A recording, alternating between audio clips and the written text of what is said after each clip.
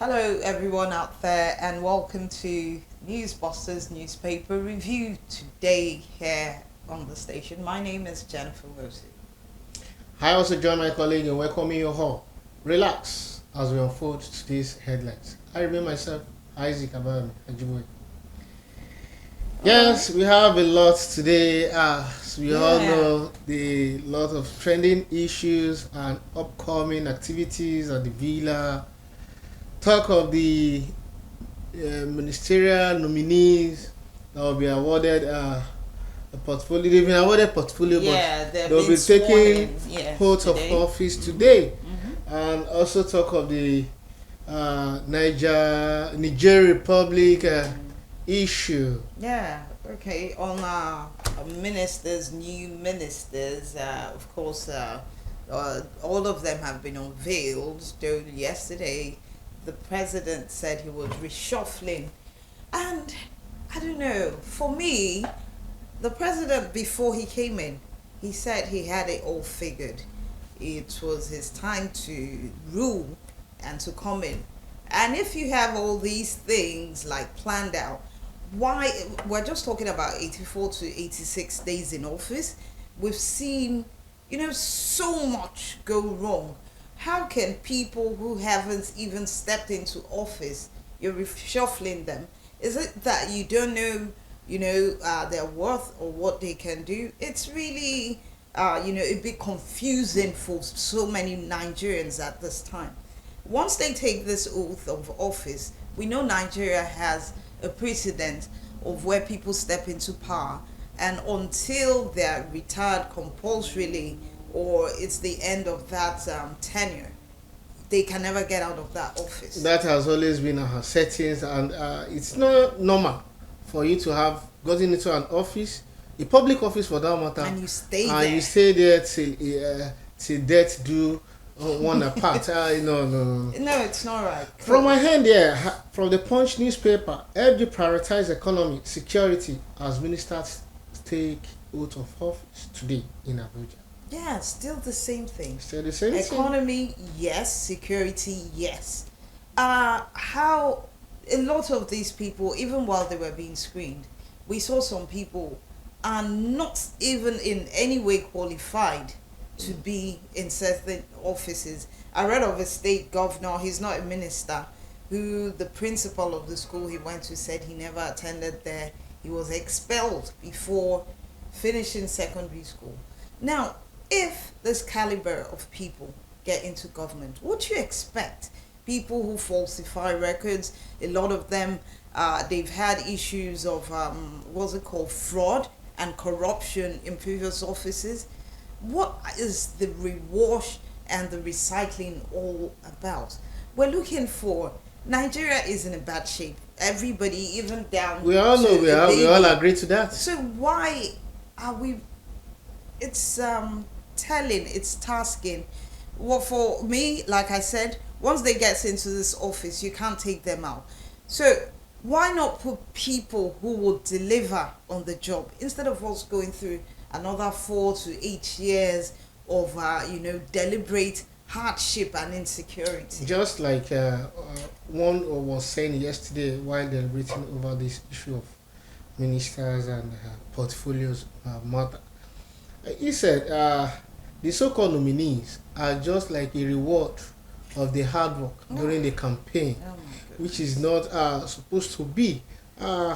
Although looking in the likes of some ex-governors that are now ministers, despite the fact that the current dispensation, which is the All Progressive Congress, having another members from different party, which we can't even mention here, but as we all know that at least we are still one Nigeria, and Nigeria is multi-ethnic group. If I'm not mistaken, we have more than 200. Just that the three among them is much more popular. Nigeria is so diverse in nature, in everything. Talk of the masses, talk of land. Nigeria is wide. The truth of the matter is, let's fix appropriate person that suits a particular position.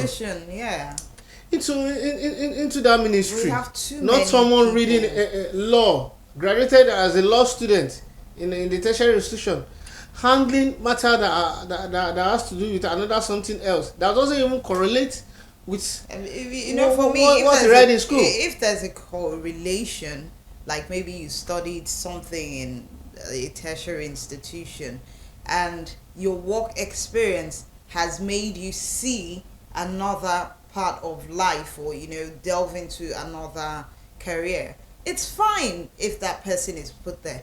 So what we are looking for is someone who's got the know-how to carry these things along. You can't tell me you were the best primary school teacher and you got into being a governor and now you're a minister. What experience have you gained over the years? And look at just what you just pronounced now. Nigeria is really in a bad shape. Very.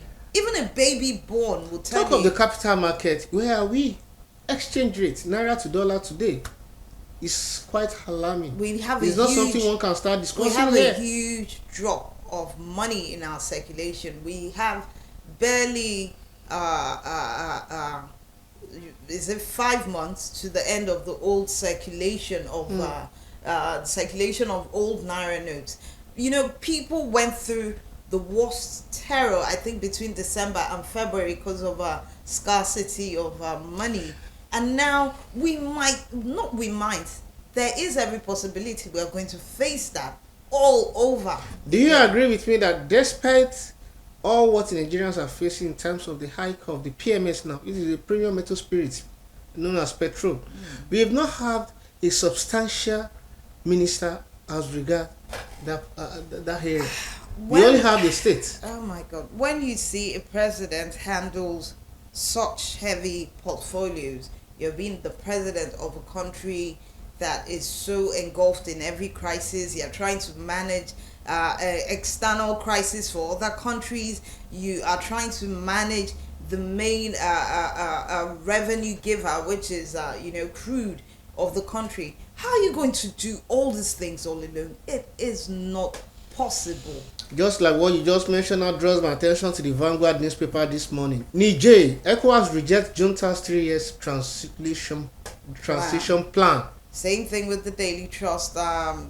Pro-coup protesters warn ECOWAS against military action. They've been strong on that. They say they don't want ECOWAS interfering, in their sovereignty. Yes, the dialogues are still open. And that also contributed to this two riders saying 7 states in their straits.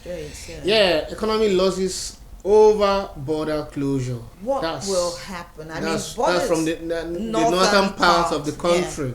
The borders have to be closed, basically. We cannot afford the humanitarian crisis. We cannot afford attack and aggression from external forces. So the borders have to be closed. That is why a lot of Muslim clerics and northern leaders have been making that journey to Niger to talk with them on how to lay down arms. But the truth of the matter, this is beyond Nigeria. It's beyond ECOWAS. You cannot always interfere in a country's sovereignty, their own stand as a nation.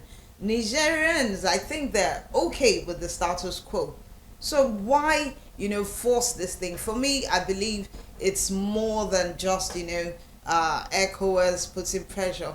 We can see there's a lot of pressure from the West, Europe, America, putting so much pressure even Russia on our leaders to invade Niger. But as Africans, I think we have been able, and we're still singing with one voice, that there will be no military intervention. I think Niger is okay with the way they were. Several countries have had coups. So why was there not so much pressure on those countries like Niger Republic? So if they say they need time to transit and hand over to a democratically elected government, good and fine. If their military leaders are giving them what they want, that is what they want. Exactly. It's okay. Exactly. Fine. What you just mentioned also, the recent visit of the Muslim scholars visiting the so-called The military junta. Yeah. juntas doesn't have any headway up to now. Yeah. And then says, this is what they want. This is what they want. Since the previous government can't do it for them, then let them live their life the way they want. Believe you me, African Union also kicks against having clashes with this Niger. Yeah. Because everybody knows the beginning of any war, but nobody knows what's going to end it. So, from my own view, I will urge the president, our own president here in Nigeria, President Bola Ahmed Tinubu, to desist. Despite he being the chairman of the ECOWAS, he should apply diplomacy in whatsoever he is going to be doing. You can't, because you want to please ECOWAS and let your own citizenry be suffering from this issue. No, it can't happen. It doesn't work that way. Fine, we've cut off whatever that binds us, according to information I got from a resource. We've cut all whatsoever that binds us with Niger Republic. Talk of power, talk of gas, and all of that. And on and on, it shouldn't be, because these are neighboring countries that is very much closer to us, like Lake Chad, Ghana, and the rest. And we are within ECOWAS. We are within a region. So let's be united, regardless of what might be transpiring in their own country over there. And then we have series of such coup, even within Africa here, in some countries in Africa. But still yet, people are pleased with what the so-called the military government are giving them. So, and they have their reason to themselves. Sure. So I believe it's a welcome development if the president can just allow this war to just go without having, because despite the fact that we are having shortage of Nigerian army falling on the war on daily basis, another troops of the same army who still went there to say they want to go and save lives of people, or they want to go and retrieve government. No. In fact, I felt bad when I heard the incident of Nigerian army that fell in Niger. They were ambushed by the band, about 36 or 38 of them. It's not lifeless. We can't just let people die in vain. I know they're military, but I think those deaths are really in vain. Anyways, I think we should move on from that. Isheshe Day. Yes, Isheshe Day. Yes, that was yesterday. Yeah, I think it's going on till Tuesday, actually. Not today. In fact, Lagos State government, kudos to them. Ogun State, Oyo State. Yes, even Ekiti and Ondo. That far. They all, in fact, especially Lagos State where we are now. Today being Monday, it's a work-free day for Lagosians, for civil servants in Lagos, except Kwara, where they said something of such couldn't exist. Okay. But there is a lot of controversial issue over that matter. It's not something we can dwell on. Yeah. But I think this is a great move by the governors of those western states, because truly what we have as public holidays, especially when it comes to religious holidays, are all borrowed culture.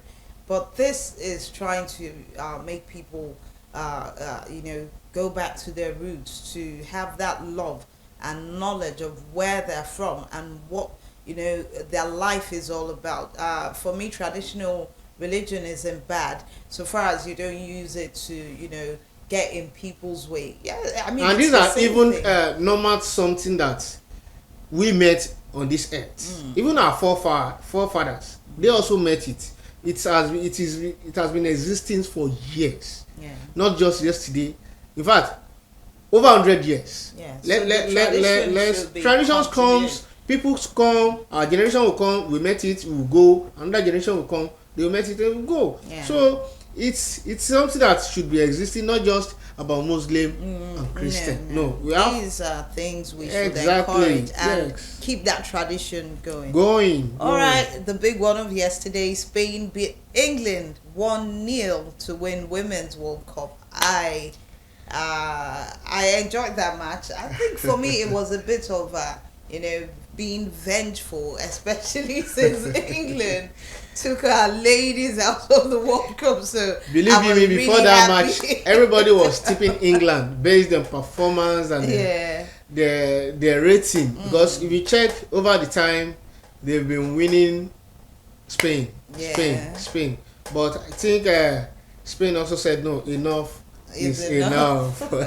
That's a good one, though. Congratulations to the Spanish female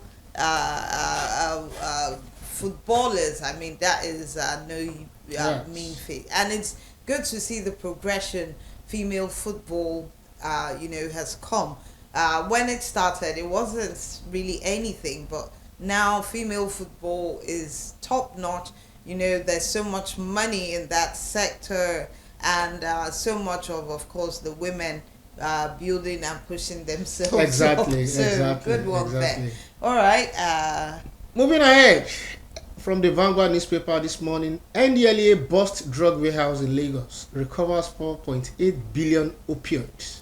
Details of that story can be found on page 12 of Vanguard newspaper. Yeah, And that's sure. another huge achievement from the National Drug Law Enforcement Agency. They always act. They always are the peak Yes. of everything. All right, a bit of international news. Russia's Luna 25 spacecraft crashes into the moon.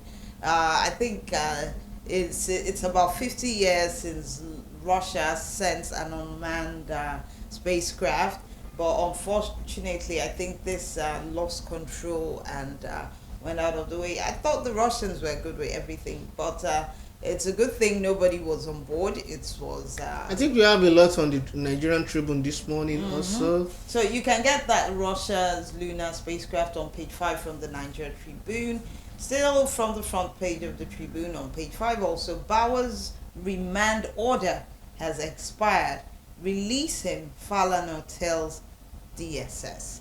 Bauer have been in the custody of the DSS for over some couple of time now, due to the sum of a lot of conspired conspiracy and abusement, abuse of office and all of that. But nevertheless, let's just temper justice with mercy. Well, and let's have a headway. Justice with mercy. Well, that's for the government. I don't want to talk too much on that.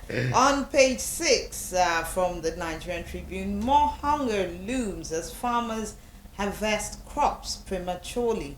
Inflation bites. This is very bad. I mean, for farmers to start harvesting crops, it means there is the need for money. There is the need for money. So they're selling these things. We need to sell them. And that also draws my attention to the recent initiative brought by the federal government, disbursing 5 billion naira to each governors. So at least subsidize the people with palliative. In your own view? Well, for me, to be honest, what I think is, as far as I'm concerned, 5 billion and a couple of trucks of rice, fine. It's ideological, but what is the reality in this thing? Exactly. What is the database we have to share money? You will find out at the end of the day, maybe some corrupt governor, from that 5 billion, he will get his own 2 billion. His assistant governor, or is it deputy governor, will take maybe 1 billion. Then the remaining 2 billion gets sorted between the local government chairman and other people down the line. Then they still get, their family and friends and maybe people in their parties to be recipients of that money and those food items. Like I do tell people, it's really a scam. We need to get these things working. They tell you, come out and pick your PVC, come out and pick your what's the other one called, NIN, National identification number. Come out and do this.